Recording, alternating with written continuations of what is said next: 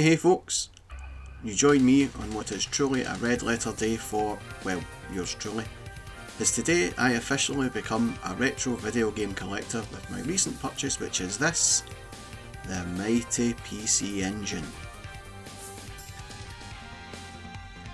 The PC Engine launched in Japan on October 30, 1987 and was the result of a collaboration between Hudson Soft and NEC. It was the first console marketed in the 16-bit era, although it used a modified 8-bit CPU and was launched as a competitor to the Famicom, or the Japanese NES. It quickly gained strong third-party support and outsold the Famicom at its 1987 debut, eventually becoming the Super Famicom's main rival. Although never officially released in the UK, unofficial imports of the Japanese model had made their way to the UK by 1990. The PC Engine has an 8-bit CPU, a 16-bit video colour encoder and a 16-bit video display controller. The GPUs are capable of displaying 482 colours simultaneously out of 512. With dimensions of just 14cm by 14cm by 3.8cm, the PC Engine is the smallest major home game console ever made. Games were released on HuCard cartridges and later the CD-ROM optical format with the TurboGrafx CD add-on. Initially, the PC Engine was quite successful in Japan, partly due to titles available on the then new CD-ROM format. NEC released a CD add-on in 1990, and by 1992 had released a combination PC Engine and CD-ROM system known as the Turbo Duo. At least 17 distinct models of the PC Engine were made, including portable versions and those that integrated the CD-ROM add-on. An enhanced model, the PC Engine SuperGrafx, was rushed to market in 1989. It featured many performance enhancements and was intended to supersede the standard PC Engine. It failed to catch on. Only 6 titles were released that took advantage of the added power, and it was quickly discontinued. The entire series was discontinued in 1994, and it was succeeded by the PCFX, which was released only in Japan.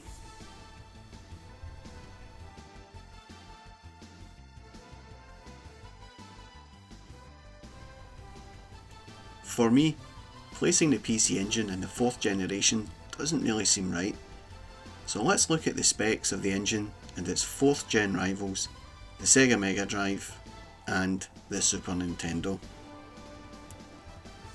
As you can see, with only an 8-bit processor, my feeling is it really should have been acknowledged as a 3rd generation console that was late to the party.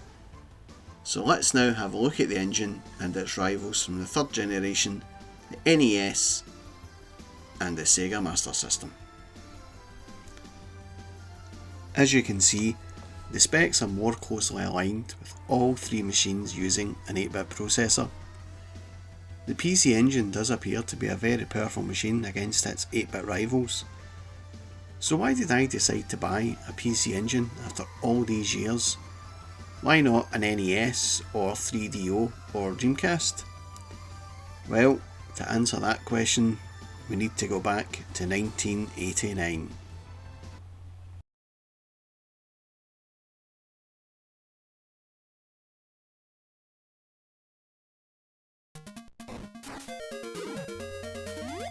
This is Shinobi in the Sega Master System, a conversion of a popular 1987 arcade game of the same name, and while there are major differences in appearance and gameplay from its arcade cousin, this was by far and away the best of the home ports, miles better than the Amiga or Atari ST could pull off. So that goes a little way in justifying the £30 price tag, safe in the knowledge that this was the best home port on the market. Or was it? In late 1989, I purchased a copy of this magazine, The Complete Guide to Consoles Volume 1. Within its bright yellow exterior lay a whole plethora of console goodness, and even some consoles I hadn't even heard of yet. One of which was the Sega Mega Drive, but the other was the PC Engine. While looking through the magazine, it was becoming obvious I would need to be upgrading my Master System soon. But to what machine? Well, for a brief moment I did consider the PC Engine, and it was for this game, Shinobi. This screenshot was enough to impress the hell out of me. For younger viewers, I need to reiterate, this was 1989, the internet was not around, and if someone said YouTube to you, it was generally taken as some form of insult. You see, all kids who grew up in the 80s had to make do with a few crummy screenshots from magazines of upcoming games, so you had to use your imagination a little, or a lot, and to me, this screenshot of Shinobi on the PC Engine showed me this was going to be a very capable machine. Alas, in the end, when I did upgrade, I picked the Sega Mega Drive based on its library of arcade games. Sega was hot stuff in the 80s in the arcades, and it was a safe bet those games would be winging their way over to the Mega Drive, and there was no guarantee that NEC were even going to release a PC Engine in the UK at all. I do not regret my decision in any way, but I did always have a soft spot for the little PC Engine, and this feeling of nostalgia takes me back to that time, which is why I decided to finally buy one now. But what about the games? Let's have a look at different versions of games that appeared on multiple systems.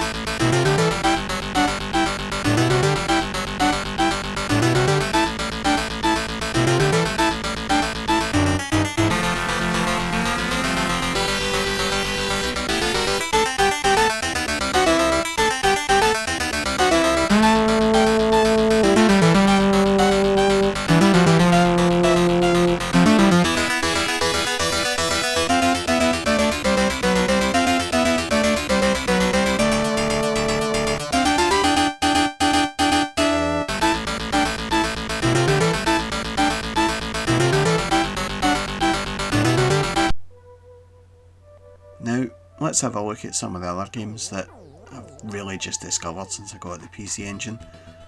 This game here is called Hanatakataka. It's a totally bizarre shoot 'em up, but the thing that strikes me about this game is how good it actually looks. This is a really, well, quite pretty looking game, if I'm honest, and it plays really well too. Love this game.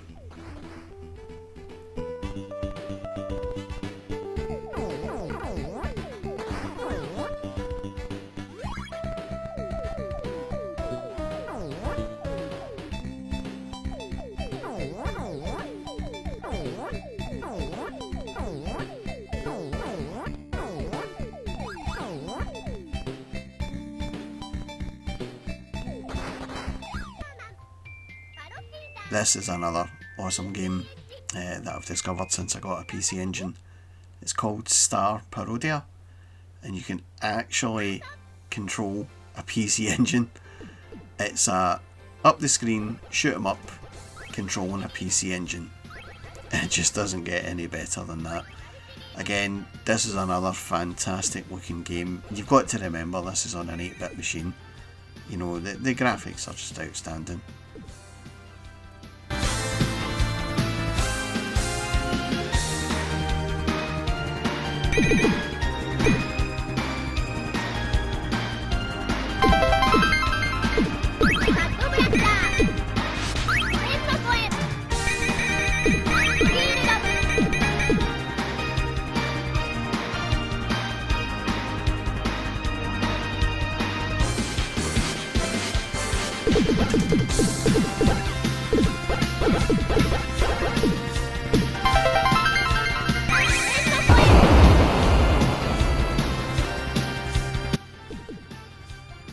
Now, let's have a look at some of the other games that I've discovered in a nice little montage.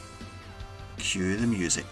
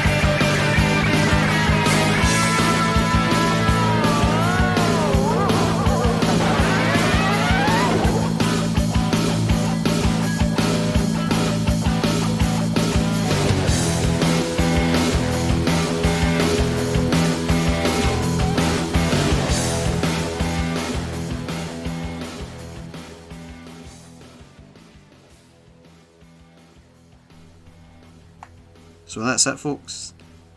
That's me finally purchased a PC Engine, and I guess I could now call myself a collector and not a hoarder. When I purchased the PC Engine, I also purchased an EverDrive for it. I can honestly recommend any retro video game collector should have an EverDrive for every machine they have in their collection. It's an absolute godsend, packed full of games.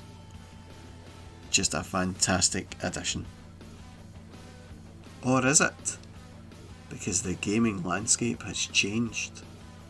All of the footage captured in this video was captured through this device here, a Mr. FPGA and a Cloner Alliance Pro. What is the Mr. FPGA exactly? I'll save that for another video. Until then, I'd like to thank everyone for watching. I'll see you later. Ta-ta for now.